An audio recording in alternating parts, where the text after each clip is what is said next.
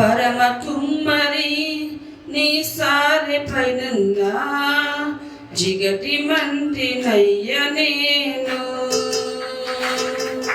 పరమ కుమ్మరి నీ సారె పైనున్నా జిగటి మంటినయ్య నేను. నీ చేతి వేళ్ళతో నన్ను రూపుదిద్దుమా ఒక యోగ్యమైన పాత్రగాను. నీవు వాడుకునే పాత్రగాను. నీ చేతి వేళ్ళతో నన్ను రూపుదిద్దుమా ఒక యోగ్యమైన పాత్రగాను. నీవు వాడుకునే పాత్రగాను. పరమ కుమ్మరి నీ సారె పైనున్నా జిగటి మంటినయ్య నేను. పరమ కుమ్మరి నీ సారె పైనున్నా జిగటి మంటినయ్య నేను. ఇశ్రాయేలు జనాంగమును నడిపించిన మోషేలా నన్ను చేయుము దేవా. ఇశ్రాయేలు జనాంగమును నడిపించిన మోషేలా నన్ను చేయుము దేవా. సిలువ ధ్వజము ఎత్తుకొని సాగుతూ ఉన్నా, సిలువ ధ్వజము ఎత్తుకొని సాగుతూ ఉన్నా, మీరు నన్ను నడిపించిడి. పాత్రగణను చేయుము దేవా. పాత్రగణను చేయుము దేవా. పరమ కుమ్మరి నీ సారె పైనున్నా దేవి నామం కల్పనిద్దాం. పాత్రగా మనం వాడబడతాం.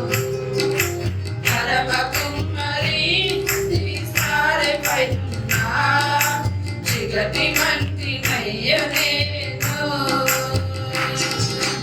దినమునకు 3 మార్లు ప్రార్థించిన దానియేలులా నన్ను చేయుము దేవా. దినమునకు 3 మార్లు ప్రార్థించిన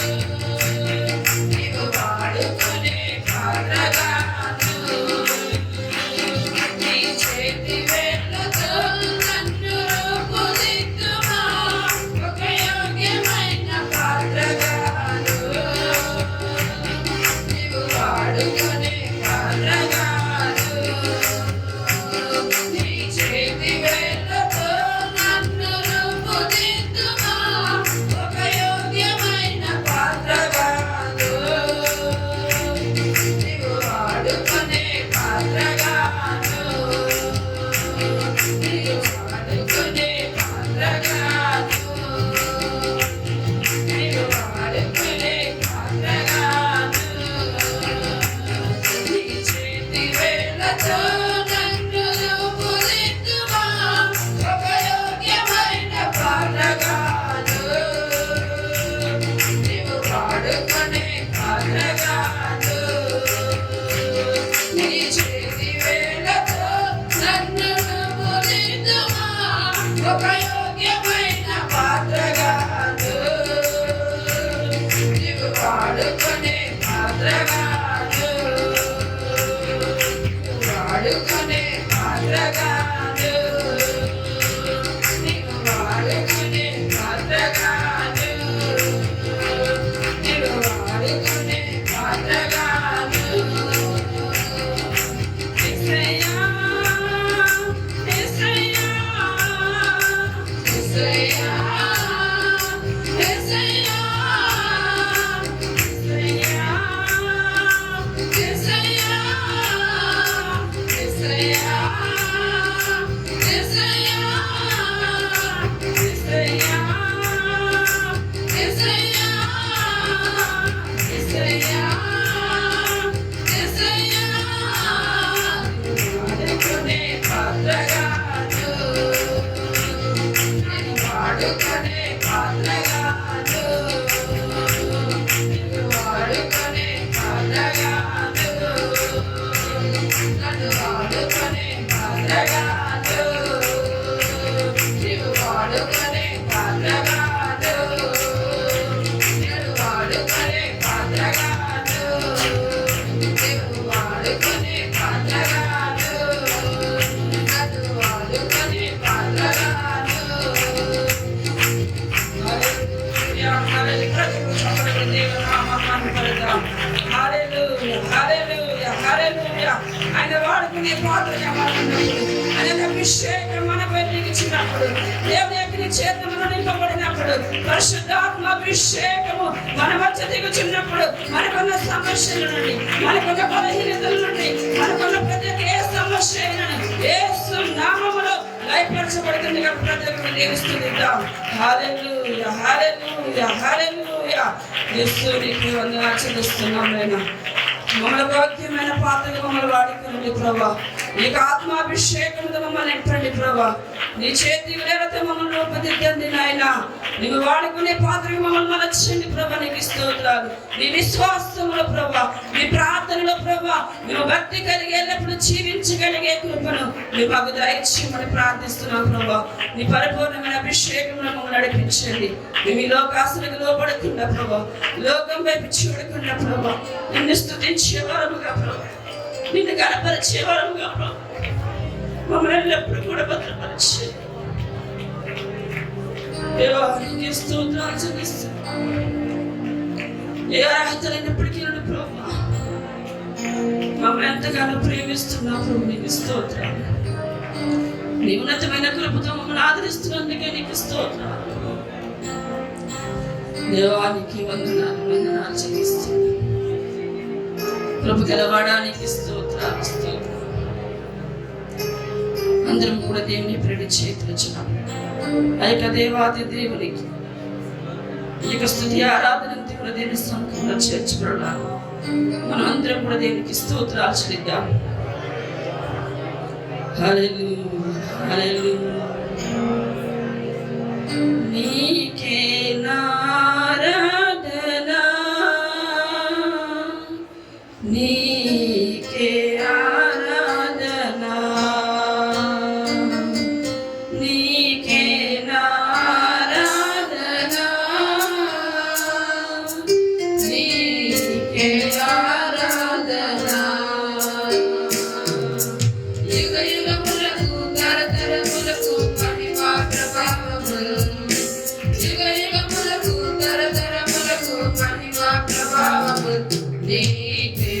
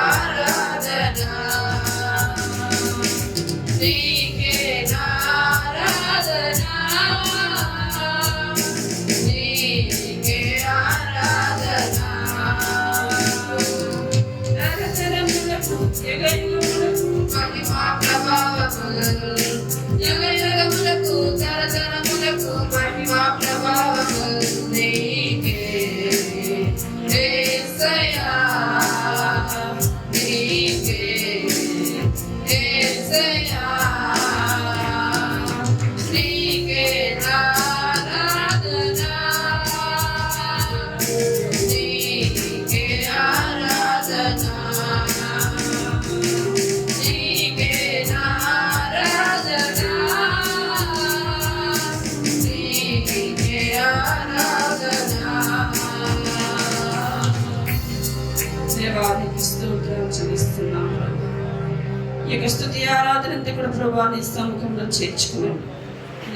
మన వాక్య ధ్యానాంశమై పేతురు రాసిన మొదటి పత్రిక 5వ అధ్యాయం 7వ వచనము, ఆయన మిమ్మును గూర్చి చింతించుచున్నాడు గనుక మీ చింత యావత్తు ఆయన మీద వేయుడి. నిబ్బరమైన బుద్ధి గలవారై మెలకువగా ఉండుడి. మీ విరోధి అయిన అపవాది గర్జించు సింహము వలె ఎవరిని మృంగుదునా అని వెతుకుచు తిరుగుచున్నాడు. లోకమందున్న మీ సహోదరుల యందు ఈ విధమైన శ్రమలే నెరవేరుచున్నవని ఎరిగి విశ్వాసమందు స్థిరులై వారిని ఎదిరించుడి. తమ నిత్య మహిమకు క్రీస్తునందు మిమ్మును పిలిచిన సర్వ కృపానిధి అగు దేవుడు కొంచెము కాలం మీరు శ్రమ పడిన పిమ్మట తానే మిమ్మును పూర్ణులుగా చేసి స్థిరపరచి బలపరచును. యుగ యుగములకు ప్రభావమాయనకు కలుగును గాక. ఆమేన్. హల్లెలూయా. ప్రియమైన బిడ్డలారా, చదవబడినటువంటి లేఖనంలో నుండి కొద్ది నిమిషాలు దేవుని మాటలు మనం విందాం. దేవునికి స్తోత్రం. ఇది మన వాక్యాంశం. ఏది ఏమైనా మంచి జరగబోతుంది. ఆమేన్. ఈ వాక్య భాగంలో మనం చూసినట్లయితే సర్వశక్తి గల దేవాతి దేవుడు తన భక్తుల ద్వారా తన ప్రజలకు తెలియజేయించినటువంటి మాటలే పరిశుద్ధ గ్రంథములో ఉన్నటువంటి లేఖనాలు. దేవుని యొక్క హృదయ స్పందనయే దేవుని వాక్యం. ఈ లేఖన భాగంలో మనం చూసినప్పుడు అపోస్తులైన పేతురు ద్వారా, పరిశుద్ధాత్మ ప్రేరితుడైనటువంటి పేతురు ద్వారా దేవుడు సెలవిచ్చిన మాట ఇక్కడ మనం చూస్తున్నాం. అనంటాడు, ఆయన మిమ్మల్ని గూర్చి చింతించుచున్నాడు కనుక మీ చింత యావత్తు ఆయన మీద వేయుడి. బిడ్డలారా, ఈరోజు ఎలాంటి పరిస్థితుల్లో ప్రభు సన్నిధికి వచ్చినా ఈ దినాన ఆ సర్వశక్తి గల దేవాది దేవుని మీద మీ చింత యావత్తు వేసినప్పుడు నిశ్చయముగా ఆయన మీకు ప్రతి చింత నుండి, బాధ నుండి, బలహీనత నుండి విడిపించుటకు శక్తిమంతుడై ఉన్నాడు. దేవునికి స్తోత్రం కలుగుగా. హల్లెలూయా. బిడ్డలారా, ఒకానొక సమయమందు లోయలో పక్షిరాజు గ్రద్ద దిగి వచ్చింది. ఆ యొక్క గ్రద్దను పొడిచి చంపేయాలని కాకి దాని చుట్టూ తిరుగుతూ, ఆ ముసలి కాకి దాన్ని పొడుస్తూ ఉందట. పొడుస్తూ ఉంటే ఈ యొక్క గ్రద్ద ఏమి పట్టించుకోవట్లేదు. ఎందుకంటే ఇది ముసలి కాకి, ఇది నన్ను ఏం చేస్తుందిలే అని చెప్పి అది ఏం చేస్తున్నట్టుగా లోయలో నుండి అలాగా ఎగురుకుంటూ పైకి వెళుతూ ఉంది. ఇది పైకి ఎగిరేగలవి కూడా ఆ కాకి దాని చుట్టూ తిరుగుతూ పొడుస్తూ అలాగ దాని కూడా పైకి ఎగురుతుందట. పక్షిరాజు చాలా ఎత్తైనటువంటి స్థలానికి ఎగురుతాడు కదా, కాకి ఎగరలేదు. అయితే ఈ యొక్క పక్షిరాజు అలాగ ఎగురుకుంటూ ఎగురుకుంటూ ఎగురుకుంటూ పైకి వెళ్ళిపోయినప్పుడు కొంత వాతావరణ మార్పు వచ్చేసరికి ఈ యొక్క కాకి కూడా దాంతో పాటు ఎగిరి ఎగిరి ఎగిరి ఎగిరింది. కొంత దూరం వెళ్ళేసరికి కాకి ఊపిరి అందలేదు. దేవునికి స్తోత్రం కలుగుగా. ఊపిరి అందలేక ఆ యొక్క పొడుస్తున్నటువంటి ఈ యొక్క కాకి అక్కడి నుంచి ఎగరలేక డబ్బును నేలను పడిపోయింది. దేవునికి స్తోత్రం కలుగుగా. ఈ పక్షిరాజు మాత్రము అందనంత కనబడనంత ఎత్తులోనికి ఎగిరి వెళ్ళాడు.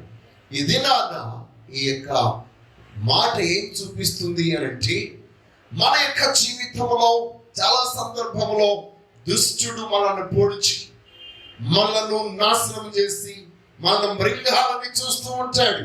కానీ మనము ఆత్మలో దేవుని వైపు ఎత్తబడినప్పుడు, పైకి ఎత్తబడే గలది మనల్ని తరుముచున్న, మనల్ని మృంగాలనుకున్న సర్వ ఆ దుష్ట శక్తులన్నీ కూడా నేలను కూలి పడతాయి తప్ప మనం ఏమీ చేయలేము. దేవునికి స్తోత్రం కలుగుగా.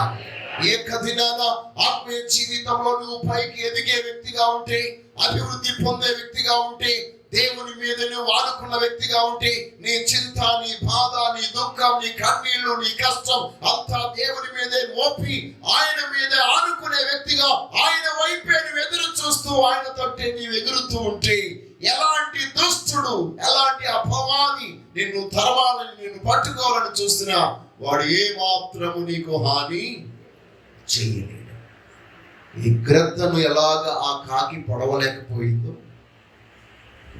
ఏ విధముగా ఆ యొక్క కాకి దాన్ని తరమలేకపోయిందో, ఆ ప్రకారంగానే ఆ శత్రువు మనల్ని తరుముచున్న, మనల్ని పట్టుకోవాలని ఎదురు చూస్తున్న ఆ దుష్టుడు అలసి పడిపోతాడు. దేవునికి స్తోత్రం కలుగుగా. చదివిన కీర్తనలో కూడా మనం చూస్తాం, దుష్టుడు నా మీదకి ఎగసిపడి వస్తూ ఉన్నారు. వాళ్ళందరి యొక్క మరి నోరు చాలా భయంకరమైనది, వారి నాలుక క్రింద పాము విషం ఉన్నది, వారి కోరలు చాలా భయంకరమైనవి. అయినప్పటికీ నేను నీ కొరకే ఎదురు చూస్తున్నాను, నీ దగ్గర నిన్ను మొరపెట్టుచున్నాను, నీకే ప్రార్థిస్తున్నాను కీర్తనకారుడు అంటున్నాడు. ఈ దినాన మన యొక్క జీవితంలో మనం అట్టి ప్రకారంగా ఉన్నప్పుడు ఎలాంటి పరిస్థితులు ఎదురొచ్చిన వాటిని మనం జయించగలుగుతాం. దేవునికి స్తోత్రం. హల్లెలూయా. ఏమిట్లేదా, మొట్టమొదటిగా మనం చూసినట్లయితే అపవాది నీకు వ్యతిరేకముగా వచ్చినప్పుడు, వాడు గర్జించు సింహం వలె వచ్చినప్పుడు, నిన్ను నిరుత్సాహపరచడానికి వచ్చినప్పుడు, నిన్ను నాశనం చేయడానికి వచ్చినప్పుడు నువ్వేం చేయాలి? నీ జీవితంలో నువ్వేం చేస్తున్నావు? దుష్టుడు ఎందుకు మన మీదకి వస్తున్నాడు? వాడు గర్జించు సింహం వలె మన మీదకి రావడానికి గల కారణం ఏంటి? వాడు ముందుగా మనలను, మన యొక్క జీవితాన్ని నాశనము చేయాలని, నిరుత్సాహపరచాలని, బలహీనులు చేయాలని వాడు గర్జిస్తూ ఉన్నాడు. ప్రియమైన వాళ్ళారా, వాడి గర్జింపునకు మనము గనక భయపడితే సులువుగా వాడు మనలో ప్రవేశించి మన జీవితాన్ని నాశనం చేస్తాడు. మన బ్రతుకులో ఎప్పుడు మనము దుష్టునికి భయపడకూడదు, దుష్ట మనుషులకు కూడా భయపడకూడదు. దేవునికి స్తోత్రం. దేవుని వాక్యము బహు స్పష్టంగా చెప్తుంది, నీవు భయపడకు. ఒకవేళ వారికి నువ్వు భయపడ్డావా, వారిని భయపెట్టేలాగా నేనేం చేస్తానంటున్నాడు దేవుడు. దేవునికి స్తోత్రం. ఇర్మియా గ్రంథం 1వ అధ్యాయం 17వ వచనం అంటాడు, కాబట్టి నీవు నడుము కట్టుకుని నిలుచుండి నేను నీకు ఆజ్ఞాపించినదంతయు వారికి ప్రకటన చేయు, భయపడకము, లేదా నేను వారి ఎదుట నీకు భయము పుట్టింతు. దేవునికి స్తోత్రం. మనం ఏం చేయకూడదట? ఏ దుష్టుడు ఎంత వికృత రూపంతో, ఎంత భయంకరంగా మనను పాడు చేయాలని మీదకు వచ్చినా మనము భయపడవలసిన పని లేదు. దేవునికి స్తోత్రం. హల్లెలూయా. ఎందుకని? సర్వశక్తి గల దేవాది దేవుడు మనకు వాగ్దానం ఇచ్చాడు, ఇదిగో నేను నీకు తోడై ఉన్నాను. దేవునికి స్తోత్రం. హల్లెలూయా. అంటాడు ఆయన 19వ వచనం, నేను నీకు తోడై ఉన్నందున వారు నీ పైన విజయము పొందనేరడు. దేవునికి స్తోత్రం. ఈ రోజు ఎలాంటి దుష్టుడైనా, ఎలాంటి అపవాదైనా, ఎంతటి భయంకరమైనటువంటి శోధనైనా నీ జీవితంలోనికి వచ్చినప్పుడు సర్వశక్తి గల దేవుడు మనకి తోడై ఉన్నాడు. గనుక వాడి యొక్క గర్జింపునకు, వాడి యొక్క బెదిరింపునకు మనము భయపడవలసిన పని లేదు. వాడు మన మీద యుద్ధము చేస్తాడు, మన మీదకి పోరాటానికి వస్తాడు, మనల్ని జయించడానికి ప్రయత్నం చేస్తాడు. కానీ ప్రభు అంటాడు, నేను నీకు తోడై ఉన్నందున. దేవునికి స్తోత్రం కలుగుగాక. వాడు నీతో యుద్ధము చేస్తాడే గాని నీ పైన జయము నొంద నేరుడు. అలాంటి గొప్ప దేవుడు మనతో ఉన్నందులకే మనందరూ చప్పట్ల కొట్టి దేవుని మహిమపడుతున్నాం. హల్లెలూయా. ప్రియ సహోదరి సహోదరుడా, నీ జీవితంలో ఎలాంటి గర్జింపులు వినబడుతూ ఉన్నాయి, ఎలాంటి పోరాటాలు వెళుతూ ఉన్నావు, నీవు నాశనమైపోతావేమో అనుకుంటున్నావేమో, నీ బ్రతుకు ఇంకా కురుగిపోయి నా జీవితంలో ఏమి జరగదు అనే నిరుత్సాహ స్థితిలోనికి వచ్చి ఉన్నావేమో. ఈ రోజు అపవాదిని ఎదిరించడానికి, దుష్టుని జయించడానికి మన ఎవరికి శక్తి లేదు, కానీ మనతో ఉన్న యూదా గోత్రపు సింహములకు ఆ శక్తి ఉంది. దేవునికి స్తోత్రం కలుగుగా. హల్లెలూయా.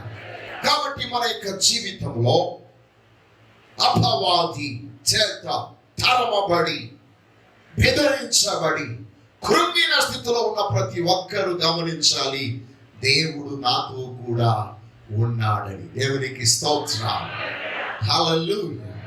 రెండవదిగా మనం చూసినట్లయితే పెద్ద బిడ్డలారా, దుష్టుడు మనల్ని తరిమినప్పుడు, అపవాది మనల్ని బెదిరించినప్పుడు మనకు తెలియకుండానే మనము లోయలోనికి వెళ్ళిపోతాం.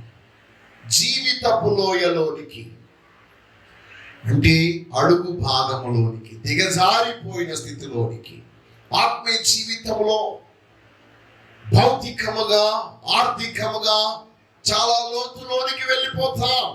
అందువరకే కీర్తనకుడు అంటాడు, గాఢాంధకారపు లోయలలో నేను సంచరించినను, ఏ అపాయమునకు నేను భయపడను. నీవు నాకు తోడయుదువు, నీ దుడ్డు కర్రయు నీ దండము నన్ను ఆదరించును. నా శత్రువుల ఎదుట నీవు నాకు భోజనము సిద్ధపరచుదువు. దేవునికి స్తోత్రం. శత్రువు నన్ను తరుముతూ ఉన్నాడు, వాడు నన్ను బెదిరిస్తూ ఉన్నాడు, నా కుటుంబం మీద గర్జన చేస్తూ ఉన్నాడు.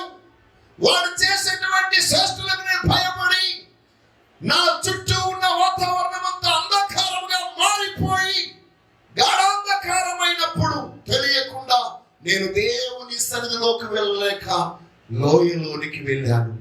ఆ లోయలోనికి వెళ్ళిన ఆ మహాదేవుని యొక్క నామ స్మరణము నేను చేస్తూ ఉన్నాను గనక ఆయనే నా కాపరి, నాకు ఏమీ కలుగదు, ఏ భయము నన్ను అంటదని నేను ప్రభు యొక్క నామమును స్మరిస్తూ ఉన్నాను గనక ఆయన తన నామమును బట్టి ఆ లోయలో నుండి మళ్ళా నన్ను ఎత్తైన స్థలములోనికి తోడుకుని వస్తాడు.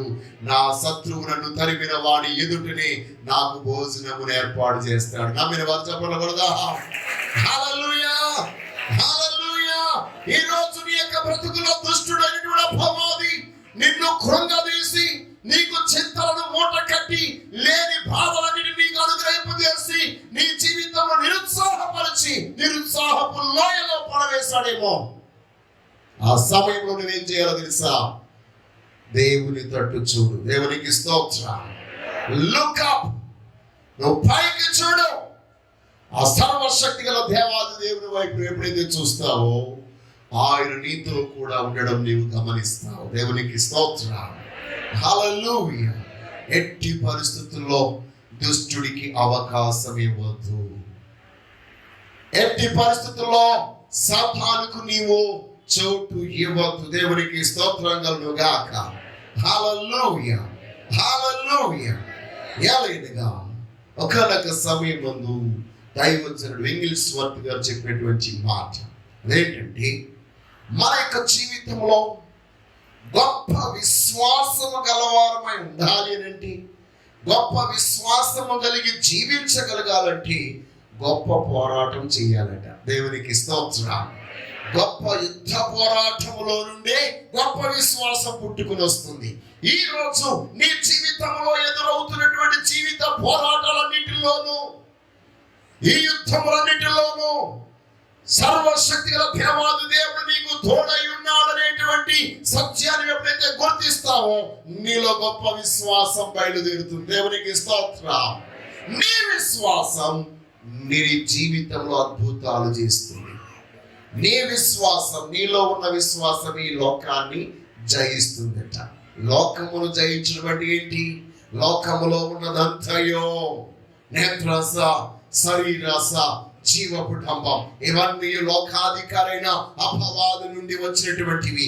ఆ అపవాదిని ఈ లోకమంతా ఏకము చేసుకుని మన మీదకి వచ్చిన వాడన్నిటిని జయించగలిగే ఆ గొప్ప విశ్వాసం సర్వశక్తి గల దేవుడు మనకు అనుగ్రహింపజేస్తున్నాడు. దేవునికి స్తోత్రం కలుగునుగాక. ఈ లోకమంతటిని సంపాదించుకుని మన ఆత్మను మనము పోగొట్టుకుంటే, మన ప్రాణాన్ని మనం పోగొట్టుకుంటే ఏం ప్రయోజనం లేదు. ఈ లోకమంతయు సంపాదించుకున్నవాడు మన మీదకి యుద్ధానికి వచ్చినప్పుడు మన దగ్గర ఏమీ లేకపోవచ్చు, కానీ లోకాన్ని జయించే విశ్వాసం మనతో కూడా ఉంది. దేవునికి స్తోత్రం కలుగునుగా. ఏ రోజు ఆ విశ్వాసం నీలో పుట్టాలి అనంటే పోరాటాలు కావాలి. గొప్ప పోరాటంలోనే గొప్ప విశ్వాసం పుడుతుంది. దేవునికి స్తోత్రం. హల్లెలూయా. బిడ్డలారా, అంతే కదా అని చెప్పిన మరొక మాట ఏమనగా, గొప్ప సాక్ష్యాలు ఎప్పుడు కూడా గొప్ప పరీక్షలో నుంచే వస్తాయట. గొప్ప సాక్ష్యాలు ఎప్పుడు కూడా గొప్ప పరీక్షలో నుంచే వస్తాయి, గొప్ప శోధనలో నుండే వస్తాయి. ఈ రోజు నీ బ్రతుకులో ఉన్న శోధనలు, పరీక్షలు, ఇవన్నీ కూడా నిన్ను ఒక గొప్ప సాక్షిగా నిలబెట్టడానికి మరొక మాట చెప్పాడు. మన బ్రతుకులో గొప్ప శబ్దముతో బూర ఊది సంబరం ఆశ్చర్యాలు మనము చేయాలంటే గొప్ప శ్రమల గుండా మనం వెళ్ళాలి. దేవునికి స్తోత్రం. మహాశ్రమలు మనను ఉత్సాహధ్వని చేసి ఆనందింపజేయడానికి కారణముగా మారిపోతాయట. ఈ రోజు నీ బ్రతుకులో ఎదురయ్యే ప్రతి ప్రతికూల పరిస్థితులు మంచిగా మార్చడానికి మంచి దేవుడు మనతో కూడా ఉన్నాడు. దేవునికి స్తోత్రం. దుష్టుడు నీకు కీడు చేయ తలపెట్టినా, దుష్టుడు నిన్ను, నీ జీవితాన్ని నాశనం చేయాలనుకున్నా, వాడు నీ బ్రతుకులో ఏ మాత్రము సంతోషము, సమాధానం, ఆనందము, సౌఖ్యము లేకుండా చేయాలనుకున్నా, నీతో ఉన్న వారితో నీకు ఏ విధమైన సత్సంబంధము లేకుండా వాడు చిన్నాభిన్నము చేసిన ఆ సర్వశక్తి గల దేవాది దేవుడు అన్నిటినీ మరలా ప్రతికూలతలన్నిటినీ అనుకూలముగా మార్చడానికి ఆయన గొప్ప దేవుడు. దేవునికి స్తోత్రం. కాబట్టి ఈ రోజు ఏది ఏమైనా మన బ్రతుకులో మంచి జరగబోతుంది. దేవునికి స్తోత్రం. ఎందుకని? దుష్టుడు చెడు చేయ తలపెట్టాడు, పడద్రోయ చూశాడు, నాశనము చేయ చూశాడు. కానీ మన దేవుడు మనతో కూడా ఉండి మనల్ని లేవనెత్తి మన బ్రతుకులో మంచి కార్యాన్ని జరిగిస్తున్నాడు. దేవునికి స్తోత్రం. హల్లెలూయా, హల్లెలూయా. బిడ్డలారా, మూడవదిగా కొన్ని సందర్భాల్లో మన బ్రతుకు నిరీక్షణ లేని స్థితి గుండా వెళ్తుంది. నిరీక్షణ లేని హోప్లెస్ సిచ్యువేషన్స్, నిస్సహాయ స్థితిలోనికి వెళ్ళిపోతుంది. అక్కడ అపోస్తలుడైన పేతురు వచ్చినాడు కదా, మీకు కలుగుతున్న ఈ శ్రమలు మీకు మాత్రమే కదట, లోకములో ఉన్న మీ తోటి సహోదరులకు కూడా ఇలాంటి శ్రమలే కలుగుచున్నవని ఎరిగి విశ్వాసమందు స్థిరులై వారిని, ఎవరిని? మీకు శ్రమలు కలిగించి మిమ్మల్ని బాధించి మీకు దుఃఖము కలిగించిన ఆ దుష్టుణ్ణి, ఆ దురాత్మ సమూహాలను మీరు ఎదిరించండి. మనం ఎదిరించాలంటే ఏం చేయాలంటున్నాడు యాకోబు? దేవునికి లోబడుడి, అపవాదిని ఎదిరించుడి, అప్పుడు వాడి మీద నుంచి పారిపో. ఈరోజు మీరు దేవుణ్ణి దేవుణ్ణి కలిగిన వారిగా ఉంటే అపవాదిని మీరు ఎదిరించగలరు. దుష్టుని ఎదిరించాలంటే, అపవాదిని ఎదిరించాలంటే దేవునితో కూడా మనం ఉండాలి. దేవునికి నువ్వు సమీపముగా రా, అప్పుడు ఆయన నీ యొద్దకు వస్తాడు. ఖచ్చితంగా ఎంతటి దుష్టుని పోరాటమైనా నీవు జయించగలుగుతావు. దేవునికి స్తోత్రం కలుగునుగా. హల్లెలూయా. ప్రియ బిడ్డలారా, మన యొక్క జీవితంలో నిస్సహాయ స్థితిలో ఉన్నప్పుడు, ఏ నిరీక్షణ లేని వారుగా ఉన్నప్పుడు కీర్తనగాడు అంటాడు 37వ సంకీర్తన 40వ శరణంలో మనం చూసినప్పుడు కీర్తనగాడు చెప్పినటువంటి మాట, యెహోవా సహాయుడై వారిని రక్షించును. వారు యెహోవా శరణుజొచ్చి ఉన్నారు గనుక ఆయన భక్తిహీనుల చేతిలో నుండి వారిని రక్షించును. దేవునికి స్తోత్రము కలుగుగాక. బాధ కలుగునప్పుడు ఆయనే వారికి ఆశ్రయ దుర్గము. యెహోవా వారికి సహాయుడై వారిని రక్షించును. దేవునికి స్తోత్రం కలుగుగాక.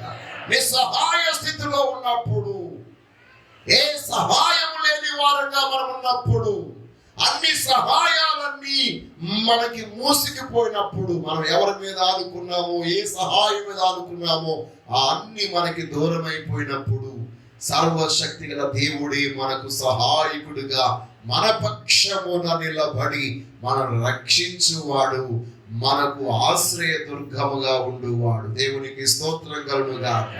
హల్లెలూయా. కాబట్టి నిశ్చయముగా మనకు నిరీక్షణ ఉన్నది. మన బ్రతుకులో నిశ్చయముగా దేవుడు అలాంటి శ్రమలలో నుండి, బాధలలో నుండి, ఆర్థిక ఇబ్బందుల్లో నుండి, దుఃఖములో నుండి బయటికి రప్పించడానికి సమర్థుడు, శక్తివంతుడు. దేవునికి స్తోత్రం కలుగుగాక. హల్లెలూయా. ఖచ్చితంగా ఆయన మనల్ని ప్రతి బంధకములో నుండి విడిపించడానికి, దుష్టుని యొక్క కబంధ హస్తాల నుండి రక్షించడానికి ఆయన సమర్థుడై ఉన్నాడు. దుష్టుని చేతిలో నిన్ను పడకుండా కాపాడువాడు. దేవునికి స్తోత్రం.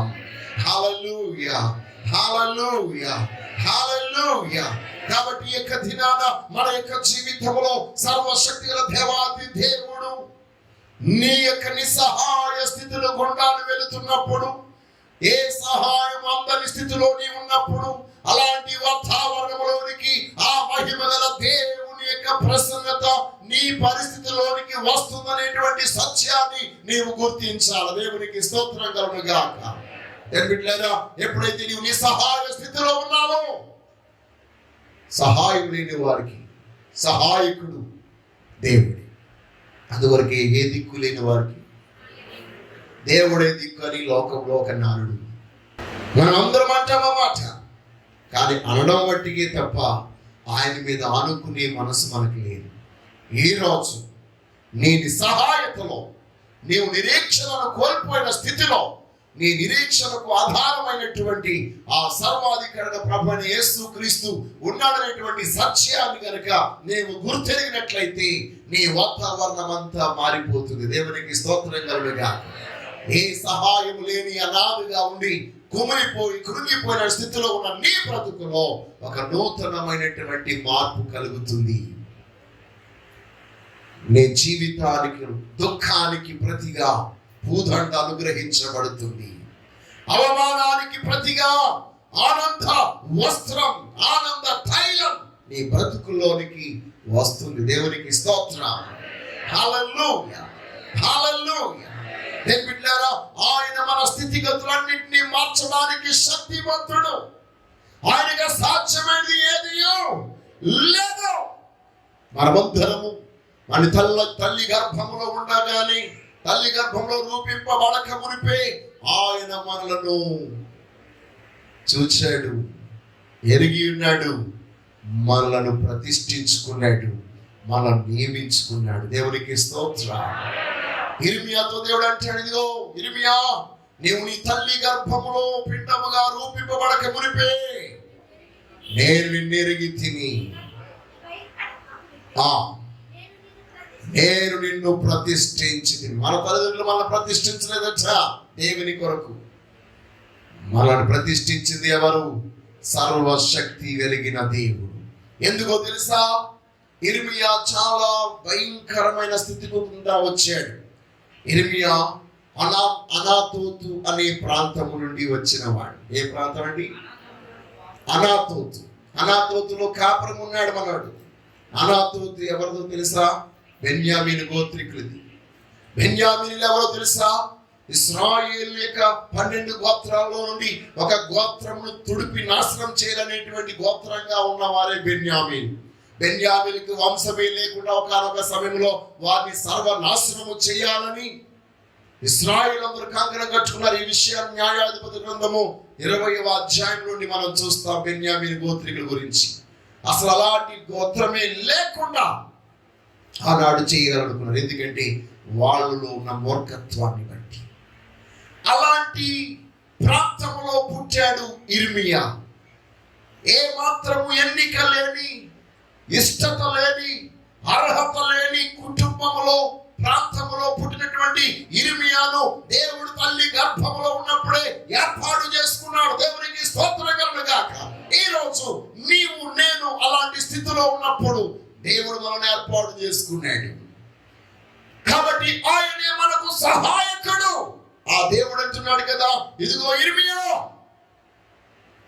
నేను బాలుడిని అని అనవచ్చు, నేను నీకు తోడై ఉన్నా. దేవునికి స్తోత్రం. హల్లెలూయా, హల్లెలూయా. ఈ దినాన మన బ్రతుకులో అలాంటి నిస్సహాయ స్థితి గుండా వెళుతున్నామేమో, కానీ దేవుడు నీ ద్వారా నీ కుటుంబ వాతావరణాన్ని, నీ యొక్క గ్రామ వాతావరణాన్ని మార్చడం కొరకు దేవుడు నిన్ను ఏర్పాటు చేసుకుంటున్నాడు. నీ ద్వారా ప్రతి దుష్టుని యొక్క పోరాటాలు, మీ తల్లిదండ్రులను, మీ కుటుంబాన్ని వేధిస్తున్న సాతాను శక్తుల నుంచి వారందరినీ విడిపించడం కొరకు దేవుడు నిన్ను ఏర్పాటు చేసుకున్నాడు. దేవునికి స్తోత్రం కలుగును గాక.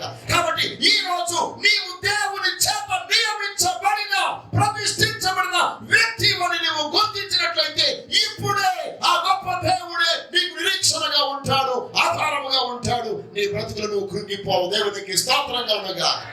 నీకు కలిగిన శ్రమలే కాదు, నీతో ఉన్న వారి శ్రమలను కూడా తొలగించడానికి దేవుడు నిన్ను బలపరుస్తున్నాడు. దేవునికి స్తోత్రం. హల్లెలూయా. అయ్యో నా శ్రమల నుండి ఎలా బయటికి రావాలి, నా కష్టం నుండి ఎలా బయటికి రావాలి అనుకుంటున్నావు, కానీ నీ కష్టం నుండి మాత్రమే కాదు, నీ గ్రామము, నీ పట్టణము ఉన్నటువంటి స్థితిగతులన్నింటిలో నుండి విడిపించి ఆ పట్టణానికి, ఆ గ్రామానికి నీ ద్వారా సమాధానము కలిగించుట కొరకు దేవుడిని ఎన్నుకుంటున్నాడు. దేవుడు నిన్ను నీ సహాయనికురాలుగా లేక నీ సహాయునిగా చేయడానికి ఒప్పుకునే దేవుడు కాదు. దేవునికి స్తోత్రం. హల్లెలూయా, హల్లెలూయా. నాలుగవదిగా, నీ బ్రతుకులో మంచిది జరుగుట నీవు ఎరుగుతావు. దేవునికి స్తోత్రం. మంచి జరుగుట నీవు ఎరిగి ఉంటావు. నిశ్చయముగా something is going to happen, ఏదో నా జీవితంలో జరగబోతుంది అని నీవు ఎరిగి ఉంటావు. ఎలా ఎరిగి ఉంటావు? ఎప్పుడైతే ఆ సర్వశక్తిగల దేవుడు నీతో కూడా ఉన్నాడని, ఆ మహిమగల దేవుని యొక్క ప్రసన్నతను నువ్వు అనుభవిస్తూ ఉంటావో, ఆ గొప్ప దేవుని యొక్క స్వరాన్ని నువ్వు వింటూ ఉంటావో, ఆ దేవుని యొక్క ఆత్మ చేత నువ్వు ఎప్పుడైతే నడిపింపబడుతూ ఉంటావో, నీ ఎదుట ఎలాంటి భయంకరమైన ప్రతికూల వాతావరణంలో ఉన్నా నా దేవుడు నాతో కూడా ఉన్నాడు కనుక ఏది ఏమైనా మంచి నా జీవితంలో జరుగుతుంది. దేవునికి స్తోత్రం. హల్లెలూయా, హల్లెలూయా. ప్రియమైన బిడ్డలారా, ఎలా మనకి మంచి జరుగుతుంది? ఈ బ్రతుకులో, ఈ యొక్క భూలోకంలో ఏ దారి లేకపోతే దేవుడు ఆకాశ ద్వారాలు తెరుస్తాడు. దేవునికి స్తోత్రం. He will open the windows. ఒకనొక సమయంలో ఇశ్రాయేలులో భయానకమైన కరువు వచ్చింది. ఎంత ఘోరమైన కరువు అంటే ఆహారము తినడానికి లేదు. ఎప్పుడు వారు భుజించే ఆహారాలు ఎక్కడ అందుబాటులో లేవు. రాజులు సహితం ఏమీ చేయలేక నిస్సహాయకులై వారి దగ్గర ఉన్నదంతా ఊడ్చేసి అదంతా శత్రువులు ఎత్తికెళ్ళిపోయారు, దుష్టులు ఎత్తికెళ్ళిపోయారు, సిరియన్లు ఎత్తికెళ్ళిపోయారు. వారి ఆహారాన్ని, వారి పశువులను, వారి యొక్క పక్షులను, వారి సంపదలన్నిటినీ, బంగారాలు, వెండి వైడూర్యాలన్నీ సిరియన్ల చేతిలో ఉన్నాయి, దుష్టుల చేతిలో ఉన్నాయి. వీరి బ్రతుకులో ఏమీ లేని నిరాకారులుగా మారిపోయారు, నిస్సహాయకులుగా మారిపోయారు. ఆ వాతావరణంలో ప్రవక్త అంటాడు కదా, ఇదిగో నీవు ఈ పనికి మారిన అధికారి మీద నువ్వు ఆనుకున్నావు, గాని సర్వశక్తి గల దేవుని మీద నువ్వు ఆనుకుంటే రేపు ఈ సమయానికి దేవునికి స్తోత్రం కలుగుగాక. మీ బ్రతుకులో మంచి జరగబోతుంది. ఎలా జరుగుతుంది? ఆ అధికారి అంటాడు కదా, ఇదిగో ఆకాశ వాకిళ్ళు తెరవబడినా అది జరగదు అని అన్నాడు. కానీ ప్రవక్త అంటాడు కదా, ఇది యెహోవా సెలవిచ్చాడు, ఆ ప్రకారముగా జరుగును, అది నువ్వు చూస్తావే గాని అనుభవించవన్నాడు. దేవునికి స్తోత్రం కలుగుగాక. ఈ రోజు దేవుడు నీ బ్రతుకులో మంచి చేయడానికి ఈ లోక సంబంధమైన ద్వారాలన్నీ మూయబడి ఉన్నా ఆయన తన పరలోకపు ద్వారములు నీ కొరకు తెరిచువాడై ఉన్నాడు. నీ కంటికి కనబడిన ద్వారాలు దేవునికి ఉన్నాయి. దేవునికి స్తోత్రం. హల్లెలూయా.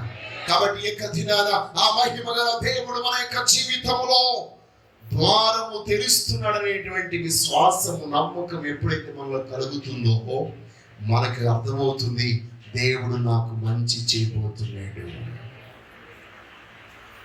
ఆ ఒక్క అధికారి తప్ప రాజుతో అందరూ ఆ మాట విశ్వసించారు కదండి.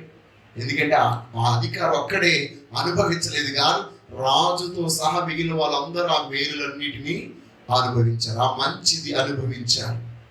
అక్కడ ఆ యొక్క అధ్యాయం మనం చూస్తే ఈ రోజు మంచి రోజు అంటారు. దేవునికి స్తోత్రం. దిస్ డే ఇస్ గుడ్ ఉందండి. రాజుల 2వ గ్రంథం 7వ అధ్యాయం. మనము చేయునది మంచి పని కాదు. ఈ దినం ఏ దినమట? మంచి వార్త, మంచి జరిగే దినం. దేవునికి స్తోత్రం. హల్లెలూయా. ఎస్, మన బ్రతుకులో కీడు దినాలన్నిటినీ, చెడు దినాలన్నిటినీ దేవుడు ఏ దినాలుగా మారుస్తున్నాడు? మంచి దినములుగా మార్చుతున్నాడు. దేవునికి స్తోత్రం. మన జీవితంలో, మన బ్రతుకులో మనం ఈ రోజు మంచిది కాదు, ఈ రోజు దుర్దినము, ఈ రోజు దుఃఖ దినము, ఈ రోజు బాధకరమైన దినము అని ఏ దినముల గురించి అనుకుని మనం బాధపడుతున్నామో ఆ దినమును మంచి దినముగా మార్చడానికి దేవుడు శక్తివంతుడై ఉన్నాడు. దేవునికి స్తోత్రం కలుగుగాక. దుష్టుడు నీ సంపదలన్నీ దోసుకున్నాడు. వాడు నీ యొక్క ఆనందం అంతటిని దోచుకున్నాడు, నీ ఆరోగ్యం అంతటిని దోచుకున్నాడు, నేను ఇక కృంగదీసి నాశనం చేయడానికి చూస్తున్నాడు. ఆ నిక్ ఆఫ్ ద మూమెంట్, ఆ చివరి ఘడియలో కూడా నీవు ఆ ప్రభు వైపు చూస్తే ఆయన నీకు మంచిది చేయడానికి సిద్ధంగా ఉన్నాడు. దేవునికి స్తోత్రం. హల్లెలూయా, హల్లెలూయా. బిడ్డలారా, ఎలాంటి వాతావరణంలో ఉన్నా మన యొక్క జీవితంలో మనం రక్షించడానికి దేవుడు సమర్థుడై ఉన్నాడు. నీవు సరైనటువంటి మార్గం గుండా, సరైన త్రోవ గుండా నీవు వెళ్ళగలుగుతావు. కాబట్టి బిడ్డలారా, ఇది నాన్న అది జరగాలంటే మనమందరము ఏక మనస్సు కలిగి ఏకాత్మతో సర్వశక్తి గల దేవుని సన్నిధిలో ప్రార్థన చేయాలి. దేవునికి స్తోత్రం. హల్లెలూయా. బిడ్డలారా, మార్టిన్ లూథర్ గారు ఒక మాట చెప్పారు. మనిషి ఆకాశములో ఎగరగలడు, చేపలాగా సముద్రంలో ఎదగలడు. ఎలాగంటండి? ఆకాశంలో పక్షిలాగా ఎగరగలడట, సముద్రంలో చేపలాగా అలన్నిటినీ దాటుకుంటూ ఈదగలడట. కానీ తోటి సహోదరుడితో కలిసి మాత్రం ప్రార్థన చేయలేడట. దేవునికి స్తోత్రం. అలాగ కలిస్తే అక్కడ అద్భుతమే జరుగుతుంది. అక్కడ కలిస్తే ఆకాశమే క్రిందకు దిగి వస్తుంది. ఆనాడు ఆ మేడగదిలో 120 మంది ఒక చోట ఏక మనస్సు కలిగి ఉన్నప్పుడు దేవుడు తన సింహాసనం యొక్క శక్తి అంతటి తీసుకొచ్చి ఆ గదిలో పెట్టేశాడు. దేవునికి స్తోత్రం కలుగుగాక. లేకపోతే ఒక బాంబు వేస్తే, మనకి విశాఖపట్నంలో ఎక్కడ బాంబు పేలిస్తే మనకి వినపడుతుందండి? హెచ్పిసిఎల్ అని పేలినప్పుడు మనకి ఏ సౌండ్ వినపడలేదు, ఆ పొగ మాత్రమే వచ్చింది. కానీ యెరూషలేములో ఆత్మ శబ్దం ఆ పట్టణం అంతా కదిలించబడి అక్కడ రావడానికి సహాయమైంది. దేవునికి స్తోత్రం కలుగుగా. ఎందుకో తెలుసా? దేవుడే అక్కడకు దిగి వచ్చాడు. ఆత్మ రూపిణిగా అక్కడికి దిగి వచ్చాడు. దేవుని శక్తి అక్కడికి దిగి వచ్చినప్పుడు, ఏక మనస్సు కలిగి వారు ఉన్నప్పుడు ప్రతికూల వాతావరణం అనుకూలంగా మారింది. ఆపద కాలం అద్భుతాల కాలంగా మారిపోయింది. దేవునికి స్తోత్రం. అమ్మో, ఎవడు ఏ పక్క నుంచి బెదిరిస్తాడని భయపడేటువంటి వారందరూ కూడా దేవుని యందు భయభక్తులు కలిగి ఆ రోజు అందరూ ప్రభువునందు విశ్వాసం ఉంచారు. దేవునికి స్తోత్రం. ఏ రోజు ప్రియమైన బిడ్డలారా, మీ అందరి జీవితంలో ఒక మాట చెప్తున్నాను, మీ మనసును కలవకుండా చేసేది ఎవడో తెలుసా? మీ వెనుకున్న సాతాను గడి. ఈ రోజు వాడు గుర్తించండి. మీరు ఒకే రక్త సంబంధులైనా సరే మీ మధ్య స్విచ్ పెట్టేస్తాడు వాడు, మీ మధ్య గొడవలు పెట్టేస్తాడు వాడు, కలవకుండా చేసేస్తాడు మిమ్మల్ని. లేనిపోని ఆలోచన మీద పెట్టిస్తాడు, ద్వేషాన్ని, అసూయను, నాకు రావాల్సింది తీసుకెళ్ళిపోయింది అనేటువంటి ఒక ఉక్రోషాన్ని. మీ అక్క చెల్లి మధ్య ఒక చిన్న పిన్ని చాలు, చెవులో ఏది తలలో పెట్టుకునే పిండి చాలు గొడవ పెట్టాలి. దేవునికి స్తోత్రం. అవునంటారు కదంటారు. మీ పిల్లలు ఇద్దరు ఆడపిల్లలు ఉన్నారనుకోండి, క్లిప్ కోసం కొట్టుకున్న వాళ్ళు ఉంటారు సార్. ఒక క్లిప్ కోసం, అదే నాకు కావాలి, అది నాకు కావాలి. అప్పుడు మీరేం చేస్తారు? ఇద్దరి మధ్య ఎవరికి లేకుండా నేలేసి దాన్ని కొట్టి పగలగొడేస్తారు. దేవునికి స్తోత్రం. ప్రియ సహోదరి సహోదరుడా, ఎలాంటి పరిస్థితులు ఉన్నా మనం ఏక మనస్సు గలవారముగా ఉన్నప్పుడు, ఏకాత్మ గలవారంగా ఉన్నప్పుడు దేవుని యొక్క ఆత్మ కార్యం మనం చూస్తాం. దేవునికి స్తోత్రం. హల్లెలూయా. నీ కుటుంబం రక్షించబడడం నువ్వు చూస్తావు. నీ కుటుంబం అంతా సరైన మార్గంలో నడవడం నువ్వు చూస్తావు. కాబట్టి కుటుంబం రక్షించబడాలంటే భార్య భర్త కలిసి ఏక మనస్సుతో ప్రార్థన చేయండి. బిడ్డలు ఒకవేళ కలవకపోతే మీ ఇద్దరు కలవండి, అప్పుడు వాళ్ళు కలుస్తారు. వాళ్ళు కలిసినప్పుడు మీ కుటుంబం అన్యజనులందరూ కూడా అద్భుతమైన దేవుని యొద్దకు వారందరూ వస్తారు. దేవునికి స్తోత్రం. హల్లెలూయా, హల్లెలూయా. కాబట్టి ప్రియమైన బిడ్డలారా, ఏది ఏమైనా దేవుడు మనకేం చేయబోతున్నాడు? మంచి చేయబోతున్నాడు. మంచి జరగబోతుంది. కాబట్టి ఈ రోజు నీ బ్రతుకులో ఉన్న చింతలన్నీ మూట కట్టి, చింత చెంటి కట్ట అవసరం లేదు.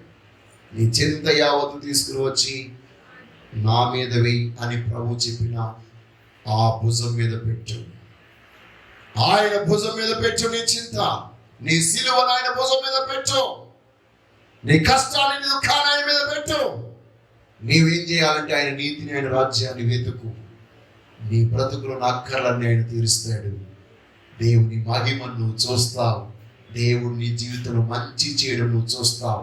ఇప్పటి వరకు నీ దేవుడు నీకేం చేశాడు ప్రశ్నించిన ప్రతి ఒక్కరి యొక్క ఎదుట నువ్వు బలమైన సాక్షిగా, ఇదిగో నా దేవుడు చేసిన కార్యమును చూడరండి అని వారందరినీ ఆహ్వానించి ఆ గొప్ప దేవుని గురించి నీవు సాక్ష్యం చెప్పగలుగుతావు. దేవునికి స్తోత్రం కలుగుగా. హల్లెలూయా. నీవు దుఃఖముతో ఉండడం దేవునికి ఇష్టం లేదు.